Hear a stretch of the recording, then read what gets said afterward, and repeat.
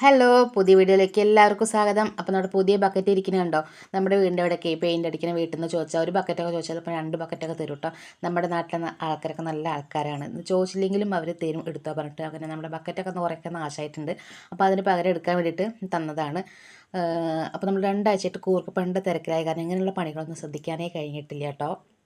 അതായത് മഴ പെയ്തുകൊണ്ടിരിക്കുമ്പോൾ ബക്കറ്റിൻ്റെ മുകളിലേക്കൊക്കെ ചളി തെറിച്ചിട്ട് ആകെ ചെളി പോയിട്ടിരിക്കുകയായിരുന്നു. അപ്പോൾ ഇന്നത്തൊക്കെ കഴുകി വെളുപ്പിച്ചിട്ടേ കയറുള്ളൂ വെച്ചിട്ടാണ് ഞാൻ ഈ പണികളൊക്കെ ചെയ്തുകൊണ്ടിരിക്കുന്നത്. അപ്പോൾ നമ്മൾ വെള്ളം നിറച്ച് വയ്ക്കുന്ന മീൻപെട്ടിയാണ്, അതും കഴുകി വൃത്തിയാക്കി. അങ്ങനെ ബക്കറ്റുകളൊക്കെ ഓരോന്നായിട്ട് ഇങ്ങനെ ഉണക്കാൻ വെച്ചു.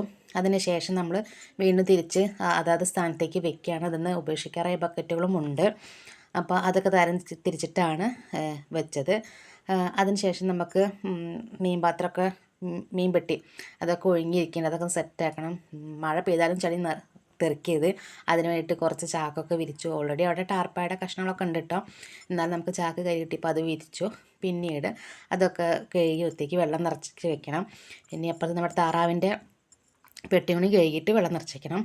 അത് കഴിഞ്ഞ് നമ്മൾ തൊഴുത്ത് ക്ലീൻ ആക്കാനുണ്ട്. അപ്പോൾ ഇന്നത്തെ വീഡിയോ ഇത്രയേ ഉള്ളൂ. Thank you.